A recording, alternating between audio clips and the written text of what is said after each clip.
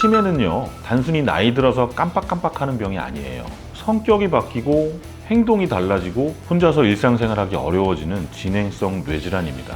그래서 치매는 환자 본인뿐 아니라 가족 전체의 삶을 바꿔놓는 병이기도 해요. 최근 뇌 영상 검사를 보면 가 먼저 쌓여있는 부위에 나중에 뇌 위축이 따라오는 게 관찰됩니다. 는 앞으로 이 뇌가 망가질 가능성을 미리 보여주는 신호라는 거예요. 안녕하세요. 신경외과 전문의 이정표입니다. 오늘은 뇌로 병사의 비밀이라는 주제로 이야기할 건데요. 우리의 뇌는 어떻게 나이가 들고 병이 들고 나중엔 사망까지 하는가? 우리가 나이 들면서 자연스럽게 생기는 치매라는 병의 순리를 한번 공부를 해볼 겁니다. 치매는요, 단순히 나이 들어서 깜빡깜빡하는 병이 아니에요. 시간이 지나면서 기억력만 떨어지는 게 아니고 성격이 바뀌고 행동이 달라지고 혼자서 일상생활하기 어려워지는 진행성 뇌질환입니다. 그래서 치매는 환자 본인뿐 아니라 가족 전체의 삶을 바꿔놓는 병이기도 해요. 이 치매의 가장 흔한 원인이 바로 알츠하이머 치매예요. 전체 치매 환자의 절반 이상, 많게는 70% 가까이를 차지합니다. 전 세계적으로 이미 5천만 명 이상의 치매를 앓고 있고요. 3초에 한 명씩 새로운 환자가 생기고 있습니다. 이제 알츠하이머병은요, 개인의 문제가 아니라 전 세계적인 재난 수준의 질환이 되었어요. 그러면 알츠하이머병은 우리 뇌에서 어떤 일이 벌어지는 병일까? 우리 뇌를 전기선이 연결된 도시라고 생각을 해보겠습니다. 신경세포 하나하나가 건물이고요. 그 사이를 잇는 연결선이 정보를 전달하는 통로예요. 알츠하이머병에서는 이 도시 안에 쓰레기 같은 단백질들이 쌓이기 시작합니다. 대표적인 것이 베타 아밀로이드라는 단백질이에요. 이 물질이 신경세포 사이사이에 쌓이면서 신호 전달을 방해하는 거예요. 또 하나는 신경세포 안에 쌓여있는 타우 단백질입니다. 이게 엉키면서 신경세포 내부 구조가 무너지고요. 세포가 죽게 돼요. 이 과정에서 뇌에는 염증이 생기고 신경 연결은 점점 끊어지고 신경세포는 하나둘씩 사라지게 됩니다. 그동안 의학계는요, 이런 단백질을 없애거나 막는 약을 만들어 왔어요. 결과는 솔직히 기대만큼 좋지는 않았습니다. 대부분의 환자들이 병원을 찾을 때는 뇌 속의 신경세포가 상당 부분 사라진 뒤이기 때문에 그렇습니다. 망가진 집에서 먼지부터 치우자, 이런 식의 치료를 했던 거예요. 그래서 최근에 주목받는 개념이 있습니다. 증상을 늦추는 치료가 아니라 신경을 다시 살릴 수 있는 치료, 줄기세포 치료예요. 줄기세포는요, 사라진 신경세포를 대신하거나 남아있는 신경세포가 더 잘 살아남도록 뇌 환경을 바꿔줄 수 있는 세포예요. 아직은 치매를 완전히 고친다고 말할 단계는 아닙니다. 하지만 기존 치료가 한계에 부딪혔을 때 줄기세포가 알츠하이머병 치료의 새로운 방향으로 주목을 받고 있어요. 최근 연구들에서는 줄기세포가 단순히 세포를 채워 넣는 역할이 아니고요, 뇌의 염증을 줄이고 손상된 신경 연결을 회복하고요, 뇌가 스스로 회복하도록 도와줄 수 있다는 가능성을 계속 보여주고 있습니다. 이제부터는 알츠하이머병에서 줄기세포가 어떤 역할을 할 수 있는지, 어디까지가 가능하고 어디부터가 아직 한계인지 차근차근 설명해 드리겠습니다.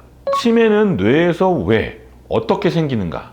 앞에서 말씀드렸듯이 알츠하이머병은요, 단순히 기억력이 나빠지는 병이 아니에요. 뇌 속에서 아주 구체적인 변화가 단계적으로 일어나는 병입니다. 현재까지 연구를 보면 알츠하이머병 환자의 뇌에서는 두 가지 대표적인 문제가 반복해서 발견되는데요. 첫 번째는 뇌에 쓰레기 같은 단백질이 쌓인다는 겁니다. 그중 가장 유명한 게 베타 아밀로이드라는 단백질이에요. 원래는 우리 몸에 있는 정상 단백질이고요. 그런데 이게 잘못 잘라지면서 끈적끈적한 조각으로 변하고요. 이게 끈적끈적하다 보니까 신경세포에 계속 들러붙어요. 뇌 속에 계속 쌓이게 되는 거예요. 이 물질이 처음에는 작은 덩어리로 있다가 점점 커지면서 신경세포 사이를 막아버립니다. 골목길에 쓰레기가 이렇게 쌓여 있어서 차가 다니지 못하게 되는 거랑 비슷해요. 특히 가족력이 있어요. 아주 드물게 조기 발병하는 치매에서 이거 유전적으로 원인이 있구나 라고 확인이 되었습니다. 하지만 중요한 사실은 이런 유전형 치매는 알츠하이머 치매병의 2%도 안 된다는 거예요. 대부분의 알츠하이머 치매 환자들은 이런 유전자 돌연변이 없이도 병이 생깁니다. 그럼 왜 생기는 걸까?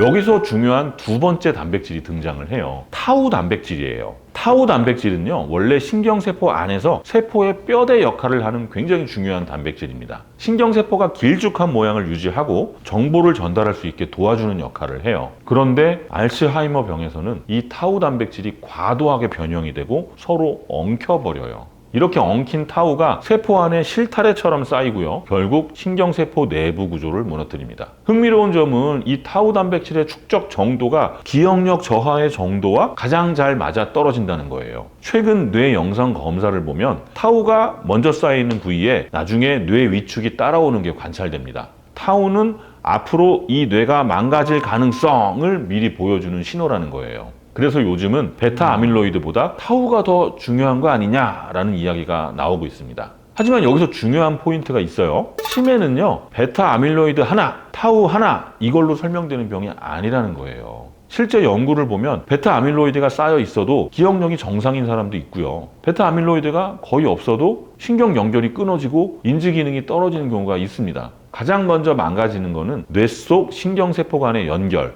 즉 시냅스예요. 이 연결이 끊어지기 시작하면 그 다음에 단백질이 쌓이든 뇌가 줄어들든 이미 흐름은 되돌리기 어려워진다는 겁니다. 최근 의학계의 중요한 깨달음이 이거예요. 너무 늦게 개입하면 아무리 단백질을 없애도 효과가 없다. 이 때문에 과거에 기대를 모았던 많은 치매 치료 임상시험들이 실패로 끝났습니다. 병이 너무 진행된 뒤에 원인 물질을 줄이려고 했기 때문이에요. 이제 치료의 초점은 말기 치료가 아니라 아직 증상이 거의 없거나 아주 초기 단계로 이동하고 있습니다. 그리고 여기서 다시 줄기세포 치료가 주목받기 시작하는 거예요. 줄기세포는 단순히 새로운 세포를 채워넣는 게 아니고요. 손상된 신경 연결을 보호하고 염증을 줄이고 뇌가 스스로 회복할 수 있는 환경을 만들고 여러 문제를 동시에 건드릴 수 있는 멀티플레이어 치료 전략이 될 수 있기 때문입니다. 알츠하이머병은 하나의 원인, 하나의 약으로 해결할 수 있는 병이 아니에요. 앞으로의 치료는 약물, 재생치료, 신경보호 전략을 함께 사용하는 복합적인 접근이 필요해질 거예요.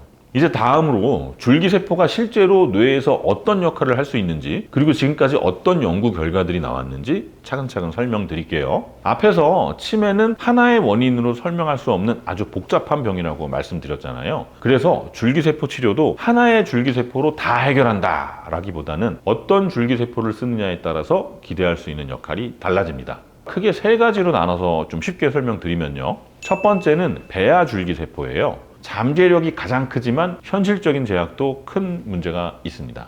배아 줄기세포는 아직 아무 세포로도 정해지지 않은 아주 초기 단계의 세포예요. 이론적으로는 뇌세포, 신경세포, 그리고 어떤 세포로든 변할 수가 있어요. 실제로 동물 실험에서는 이 줄기세포를 이용해서 기억력과 학습 능력이 개선되는 결과가 많이 나와 있습니다. 하지만 문제는 명확해요. 원치 않는 방향으로 자라서 결국에 종양이 될 위험, 면역 거부 반응, 마지막으로 윤리적인 논란, 이런 문제들 때문에 사람에게 적용하는 치료는 아직은 넘어야 할 벽이 매우 높습니다. 그래서 현재는 연구용으로는 중요하지만 당장 임상치료로 적용하기에는 조심스러운 단계다라고 이해하시면 됩니다. 두 번째, 중간엽 줄기세포. 현재 가장 많이 연구되고 있는 세포예요. 중간엽 줄기세포는 출산 후 남은 탯줄이나 골수, 지방 조직에서 얻을 수가 있고요. 상대적으로 얻기가 쉽고 윤리적인 문제도 적습니다. 이 줄기세포의 가장 큰 특징은 신경세포로 직접 바뀐다기보다는 뇌 환경을 좋게 만들어준다는 이점이 있어요. 뇌 염증을 줄여주고 나쁜 면역 반응을 억제하고 신경세포가 더 오래 살아남도록 도와주고 뇌가 스스로 회복될 수 있는 조건을 만들어줍니다. 동물 실험에서는 이 줄기세포를 투여했을 때 기억력 저하가 느려지고 뇌 염증이 줄고 치매와 관련된 단백질도 감소하는 결과들이 보고되었습니다.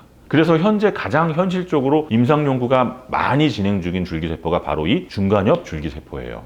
세 번째는 유도만능 줄기세포입니다. 개인 맞춤 치료 가능성이 있고 아직은 연구 단계에 있기는 해요. 유도만능 줄기세포, 좀 어려운 말이지만 어른 세포를 아기 세포처럼 되돌린 거라고 생각하시면 돼요. 예를 들어서 피부 세포를 채취해서 다시 줄기세포처럼 만들고 신경세포로 바꾸는 거예요. 이 방식의 장점은요, 환자 자신의 세포를 쓸 수가 있고요, 유전적인 치매 원인을 연구하는데 굉장히 유용하다는 장점이 있습니다. 가족력이 있는 치매 환자에게 왜 이런 단백질이 더 많이 쌓이는지, 뇌세포가 왜 더 취약한지를 연구하는 데 큰 역할을 하고 있어요. 하지만 역시 문제가 있죠. 첫 번째, 종양으로 변할 위험도 있고요. 장기 안정성, 그리고 비용과 기술적인 복잡함 때문에 아직 치료보다는 연구용에 가까운 단계입니다. 네 번째, 신경줄기세포가 있어요. 신경줄기세포는 원래 뇌에서 신경세포를 만들기 위해 존재하는 세포입니다. 성인의 뇌에도 아주 소량 존재를 해요. 동물 실험에서 이 신경줄기세포를 이식했을 때 새로운 신경세포가 생성되고 신경 연결이 회복되고 기억력과 학습 능력이 개선됐다는 보고가 있어요.